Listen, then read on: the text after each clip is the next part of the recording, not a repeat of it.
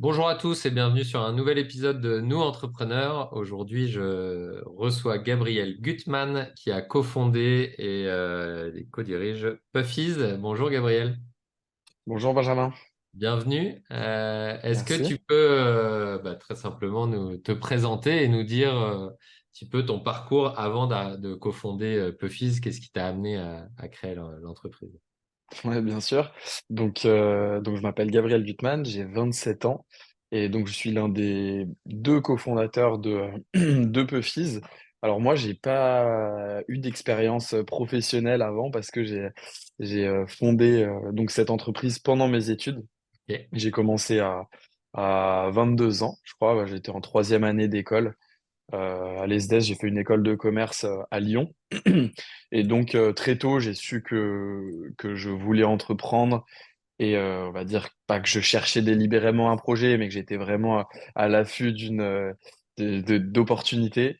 Et donc, en troisième année d'école, on a, donc, comme dans beaucoup de business school, d'un projet fictif d'entreprise à réaliser.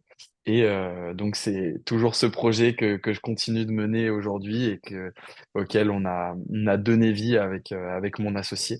Donc, aucune expérience professionnelle au préalable. Tout de suite commencer Alors, qu'est-ce qui a fait par ça. que tu voulais absolument lancer, créer, diriger une entreprise? Est-ce que tu as, un background familial, entrepreneurial? D'où c'est venu l'envie absolument d'aller directement dans l'entrepreneuriat, on va dire? Alors, pas forcément de background familial, entrepreneurial. Je pense qu'il y a eu deux moments. Bah, déjà, une croyance, je pense, un peu profonde. Où enfin, moi, je suis pas quelqu'un de forcément hyper scolaire. On va dire que je tiens la route dans ma scolarité, mais j'ai jamais survolé les examens ou les études. Donc, j'ai toujours été persuadé que l'entrepreneuriat, c'était la voie la plus courte, la plus rapide pour se former, pour vraiment voilà, accéder à des niveaux qui peuvent être compliqués à avoir si on fait vraiment le parcours un peu classique. Donc ça, c'était un petit peu ma croyance qui m'a toujours un peu suivi. J'ai toujours entendu mon père me dire, bah voilà, l'école de commerce, ça ne vaut rien, mais c'est ce que t'en feras. Et voilà, j'ai toujours évolué avec cette croyance que l'entrepreneuriat pouvait me faire, entre guillemets, un peu sauter des étapes et que c'était le meilleur moyen pour moi euh, d'apprendre énormément dans un temps très condensé. Et je pense que l'autre moment vraiment qui m'a poussé dans cette voie, c'était lors d'une conférence, je me souviens très bien, en première année d'école, où j'avais rencontré plusieurs entrepreneurs lyonnais, dont Christophe Fargier, donc du Ninkasi, fondateur du Ninkasi, et Paul Morellet de Lunettes pour tous, qui avait fait donc une conférence sur l'entrepreneuriat, et ça m'avait complètement illuminé. Je me suis dit, en fait, je veux ressembler à ces personnes. C'était vraiment presque du mimétisme à me dire. Il m'avait tellement impressionné que je me suis dit, en fait, si je veux ressembler à ces personnes, il faut que j'entreprenne parce que ont entrepris. Donc voilà, pour moi, à partir de ce moment-là, cette croyance plus cette conférence qui m'a vraiment marqué. À partir de ce moment-là, j'étais à l'écoute d'opportunités. Je savais que j'allais sauter sur le premier projet qui viendrait. Génial. T'en as encore des étoiles dans les yeux quand t'en parles. C'est génial. Un petit peu. Et alors, pourquoi Puffies? Et puis, qu'est-ce que c'est Puffies? Qu'est-ce que vous proposez? À qui? C'est quoi votre unicité? Alors, donc en fait, Puffies, nous, on est spécialiste de produits à base de skyr. Donc le skyr, pour ceux qui connaissent pas, c'est un yaourt qui est très protéiné, sans matière grasse, qui vient d'Islande. En fait, c'est une idée qui nous est venue, que mon associé en fait a découvert lors d'un Erasmus en Islande, Ok. où le skyr donc existait en Islande, mais n'existait pas en France. Donc c'est un produit qu'on a voulu mettre sur le marché français, qu'on trouvait vraiment génial parce que donc c'est un yaourt qui est sans matière grasse parce qu'il est fait à partir de lait écrémé. Ok. et qui est très protéiné parce que c'est un yaourt qu'on va égoutter et donc on va concentrer vraiment toutes les protéines. Donc c'est un projet qui nous a tout de suite parlé. Et donc aujourd'hui, on s'est spécialisé dans le skyr, dans la fabrication de produits à base de skyr. Et aujourd'hui, donc on distribue nos produits en magasin biologique et en grande distribution désormais aussi. On a deux marques, donc Puffy Skyr, qui est notre marque pour les magasins spécialisés biologiques, et Arctic Skyr, qui est notre marque spécialisée pour la grande distribution. D'accord. Top. Et donc, c'est des produits qui sont fabriqués en Islande aujourd'hui et que vous importez, c'est ça? Non, on a adapté la recette au marché français. Ok. En Islande, donc c'est des yaourts qui sont très égouttés, qui sont très denses. Voilà, nous, on a voulu quelque chose un peu plus consensuel, avec une texture un peu plus lisse et l'adapter aussi au format de consommation des Français. Il faut savoir qu'on est un des premiers pays consommateurs de produits laitiers en Europe. Donc avec beaucoup d'usines, ça aurait pas eu beaucoup de sens qu'on importe un yaourt. Mm. Donc on a aujourd'hui deux usines en Bretagne et en Vendée, Ok. des usines, donc des sous-traitants.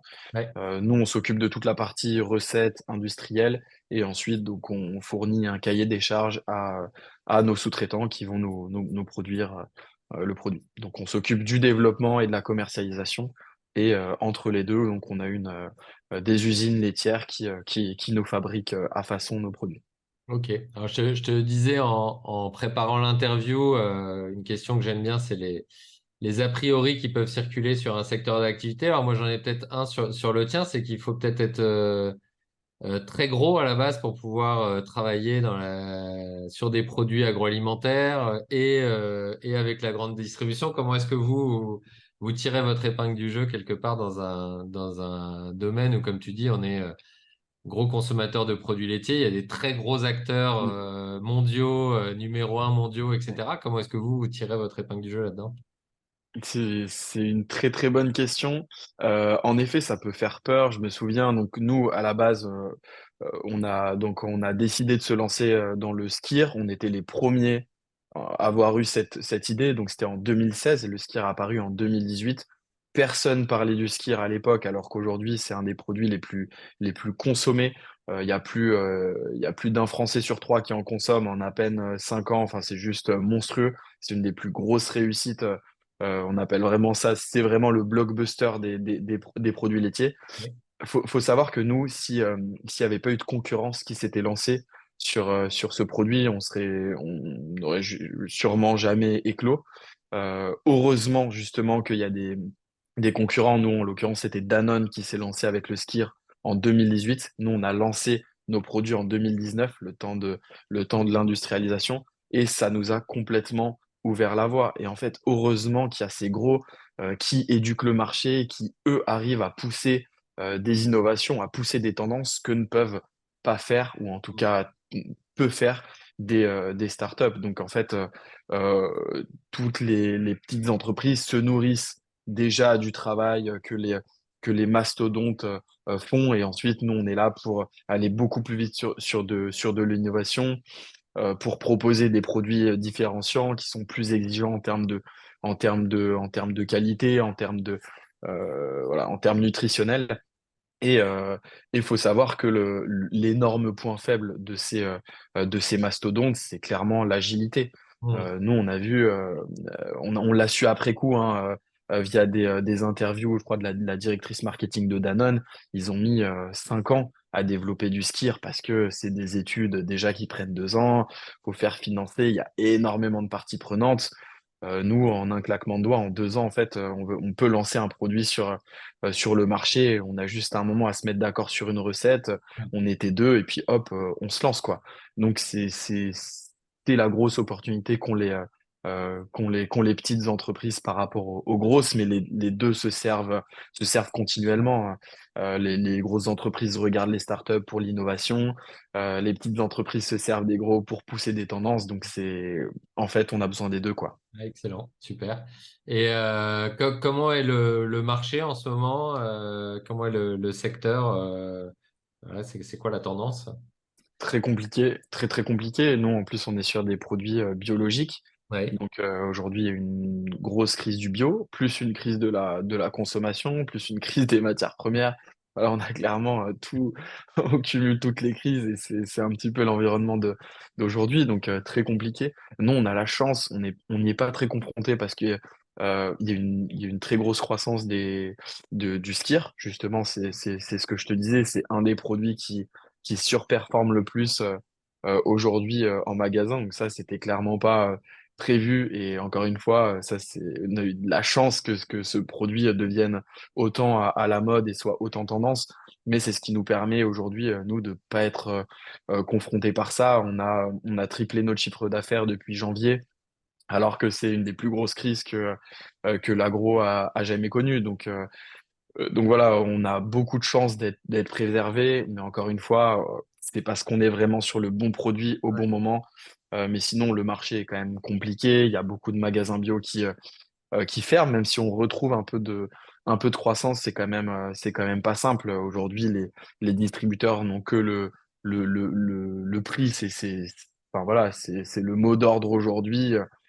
L'innovation est beaucoup moins considérée. C'est vraiment du prix, du prix, du prix, essayer de contrôler cette inflation. Donc, ça met les startups dans des positions un peu plus compliquées parce que nous, c'est pas notre rôle de faire du prix. On est là pour de l'innovation. On fait pas assez d'économies d'échelle pour pouvoir aller concurrencer des gros groupes. Donc, euh, c'est très challengeant, mais d'un côté, ça offre énormément d'opportunités parce que les gros groupes n'innovent plus. Les startups continuent d'innover et on a besoin quand même de l'innovation. On a besoin enfin voilà, c'est ce qui permet aux enseignes de recruter des nouveaux consommateurs. Donc voilà, à toute crise son opportunité. C'est un peu bateau de dire ça, mais c'est tellement vrai. Donc C'est voilà, un bon période mindset en tout cas complexe. pour trouver des opportunités, même si Mm. c'est pas toujours facile. Le fait de les chercher déjà, on a quand même un peu plus de chances de les trouver que si jamais on est sur un mode C'est vrai. déficit. Comment est-ce que tu vois évoluer, toi? Aujourd'hui, vous avez donc un, deux produits phares. Comment est-ce que tu vois évoluer Puffies dans les prochaines années? Alors ouais, aujourd'hui on a on a quoi, une quinzaine de références en tout. Donc aujourd'hui on est un petit peu en train de resserrer justement nos gammes. Euh, En fait, on se rend compte qu'il faut pas forcément faire de la surqualité.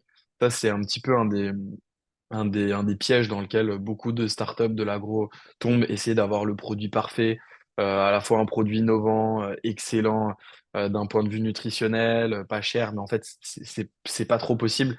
Aujourd'hui, on est plutôt en train de se resserrer, en effet, et essayer de vraiment de trouver nos combats. Nous, par exemple, en magasin bio, c'est vraiment le skyr de brebis, donc c'est le lait de brebis sur lequel on a pris une très grosse place sur le marché. Aujourd'hui, c'est plus de 75% de notre chiffre d'affaires. Donc, c'est vraiment des gammes qu'on va beaucoup développer. On développe aussi des nouveaux marchés, donc notamment la RHF, donc la restauration hors foyer ou hors domicile. Voilà, où ça, il y a il y a beaucoup d'opportunités parce que les marques comme Danone, Lactalis, finalement, ne vont pas trop sur ces secteurs. Et c'est des vraies opportunités avec les lois Egalim, avec tout l'environnement aussi qui nous pousse à proposer des meilleurs produits dans les cantines, des produits bio, dans les cantines d'entreprise aussi qui deviennent de plus en plus qualitatives. Donc ça, c'est des super leviers de croissance pour nous. Donc aujourd'hui, c'est vraiment voilà, prendre du recul sur l'environnement, sur le marché et aller mettre nos forces là où on peut vraiment avoir un impact. Ok. Euh, voilà, c'est un petit peu ça. Et toi, comment est-ce que tu vois évoluer ton rôle d'entrepreneur? Alors, évoluer, c'est une bonne question et d'un côté, c'est presque un peu une question rhétorique parce que l'entrepreneur, il est tout le temps en constante évolution, en constante remise en question. Donc, j'ai pas l'impression que ça évolue tant que ça. Finalement, dès les premiers jours, on doit toucher à tout, redoubler d'inventivité pour se sortir de crises, de problématiques. Euh, 4 ou 5 ans après, on en est toujours là. C'est d'autres enjeux, c'est d'autres problèmes, mais, euh, mais voilà, c'est toujours un petit peu le même process. Il faut toujours s'adapter. Et nous, on est une startup, on s'est lancé en 2019, on a tout connu, quoi. Enfin, 3 mois après notre lancement, il y a eu le Covid, la crise des matières premières avec l'Ukraine. Enfin, voilà, on cumule tout, donc faut tout le temps, tout le temps, tout le temps s'adapter. Donc, j'ai pas l'impression qu'il y a un vrai changement entre hier et aujourd'hui. C'est le propre de l'entrepreneur de se réinventer. Moi, dans mon rôle, je pense qu'il n'a pas beaucoup changé. Je suis ultra touche à tout, je dois m'intéresser à tout. J'ai pas le temps d'être expert dans chaque, euh, dans chaque process, mais c'est pas ce qu'on me demande, c'est pas là où est ma plus-value. Je dois faire en sorte d'apporter les bonnes ressources à mon entreprise, de garantir une vision qui est intéressante. Et voilà, tout en continuant d'être à l'écoute d'opportunités, à l'écoute de mes équipes. Et finalement, ça a pas beaucoup changé, quoi. Ouais, ça marche. Si tu revenais un peu en arrière là et que donc tu avais des croyances sur l'entrepreneuriat, sur ce que ça allait t'apporter, sur ce que tu allais vivre, etc. Si tu reviens en troisième année du coup d'école avant de lancer, Hmm. que tu te, qu'est-ce que tu te dirais dans le creux de l'oreille à ton toi-même de 2018 et... Oui, c'est une bonne question. Je pense que déjà, justement, on parle de croyances. L'entrepreneuriat est bourré de croyances et on en parlait avant l'interview. C'est ce côté où les gens pensent que être entrepreneur, c'est choisir ses horaires, être son propre patron, décider de ses journées. Et ça, c'est tellement faux. Déjà, enfin, faut se dire, si on veut gagner de l'argent, entrepreneur, je pense que c'est une des voies les plus compliquées pour gagner de l'argent. Si on veut être son propre patron, bah, au final, l'entrepreneur, c'est celui qui a le plus de patrons entre ses clients, ses associés, ses investisseurs, son équipe. En fait, on est complètement, voilà, je vais pas du tout être pessimiste parce que je m'éclate à 200% dans ce rôle-là, mais en fait, c'est complètement des croyances qu'il faut déconstruire parce que il y a beaucoup de personnes, je pense, qui à la base peuvent entreprendre pour les mauvaises raisons, et notamment celle-là, celle de vouloir voilà, gagner de l'argent, être maître de son temps, mais en fait, c'est rarement ça. On est beaucoup moins libre que ce qu'on pense, mais une autre forme de liberté. Et ça, il faut vraiment le vivre. Je pense que c'est très compliqué à expliquer, mais voilà, c'est comme ça que je le résumerai. C'est pas la liberté qu'on En pense, tout cas, il faut être, l'entrepreneuriat. là, je te rejoins complètement, c'est que il faut sûrement être prêt à vivre cette étape-là, qui peut durer plusieurs mois, plusieurs années, Mm. effectivement ne pas avoir une boîte qui travaille pour nous, mais nous qui travaillons pour la boîte, pour les salariés, pour Ouais. les fournisseurs, pour les investisseurs, etc., etc.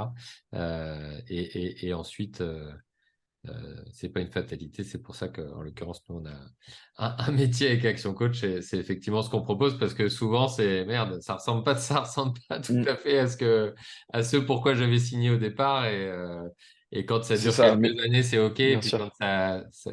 ça s'éternise, ça peut être problématique, et c'est vrai que c'est une des raisons de jeter l'éponge au bout d'un moment, alors que ça s'apprend, et que c'est pas une fatalité, mais il faut être prêt à passer par là au moins quelques mois, quelques années, ça c'est certain. Exactement, ouais, c'est une question de timing, t'as raison, c'est pas, bien sûr, c'est pas pour toute la vie, mais dans les premières années, je pense qu'il y a beaucoup de gens qui Mouiller le minimisent maillot les fort fort, sacrifices, entre guillemets, que ça implique. c'est ça, Mais, top. Ben, merci pour ouais, ce partage et ce point de vue.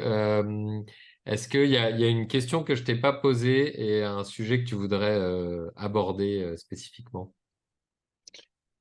je réfléchis, non, bah si, enfin, il y a peut-être le sujet du bio aujourd'hui. Enfin, moi, c'est un sujet qui me tient à cœur parce il y a énormément de bio-bashing aujourd'hui. En fait, c'est hyper. Je trouve qu'on vit une situation complètement paradoxale où en fait les gens se sont rendus compte avec le Covid de l'importance de la santé, de l'environnement, et en fait on arrive aujourd'hui dans une situation où en fait tout ça est écrasé par entre guillemets la crise économique, où finalement plus rien n'a d'importance que d'avoir des produits pas chers. Enfin, voilà, c'est pas forcément une question, mais c'est plus une interrogation sur justement ce qu'on veut sur le Mm. futur de l'alimentation, sur aussi le rôle des politiques et le fait qu'à un moment, ça doit s'accompagner par des pouvoirs publics, par des aides. Et aujourd'hui, moi, je suis un peu révolté par ça, de me dire que c'est tellement dommage. Le Covid a été une période qui a été exceptionnelle pour ça, pour se rendre compte d'énormément de choses qui n'allaient pas, et on a l'impression qu'en 2 mois, on a tourné la page, quoi. Mm. Et, euh, et voilà, et sans vouloir être, être, enfin, fermer les yeux sur les vrais problèmes, sur beaucoup de personnes qui aujourd'hui n'ont plus les moyens et qui sont contraints aussi par ça. Mais à un moment, enfin, moi, je trouve que c'est des choses dont on ne parle pas assez, qu'on ne considère pas assez. Et voilà, c'est plus, pas C'est ce vraiment que une question, Julia c'est plus une Fort, considération, mais ouais, c'est ce que Julia Fort, la dirigeante de Loom, qui est une entreprise textile, appelle et qui est aujourd'hui aussi présidente du mouvement Impact France, c'est ce qu'elle appelle la primovis, c'est-à-dire quelque part, effectivement, tu parlais de l'intervention des politiques et des choses comme ça, sans donner un environnement propice, quelque part, ceux qui font moins bien ont toujours un avantage compétitif et c'est tout à fait. problématique parce que ça tire tous les secteurs, et donc l'agroalimentaire, le textile, des secteurs très différents, mais qui au final, on retrouve les mêmes choses. C'est celui qui fait moins bien a un avantage compétitif, et donc c'est compliqué, quoi. Exactement, et ça c'est assez dur à vivre de l'intérieur. Donc on voit que, quand il y avait de la croissance du biologique, enfin voilà, il y a énormément de primes à la conversion, d'agriculteurs qui étaient soutenus. Aujourd'hui c'est compliqué, alors que l'agriculture biologique est une des agricultures qui répond le mieux aux défis de nos temps, enfin qui va clairement dans le sens du monde Mm. et du temps. Et pour autant, il n'y a jamais eu aussi peu de subventions aujourd'hui pour ces personnes-là continuent à se battre pour notre futur, mais qui ont de moins en moins d'argent. Et derrière, on va subventionner ceux qui voilà, utilisent toujours plus de pétrochimie, d'engrais, etc. Et c'est un petit peu, c'est parfois un peu révoltant de le vivre de l'intérieur. Et c'est exactement ce que tu résumes, quoi.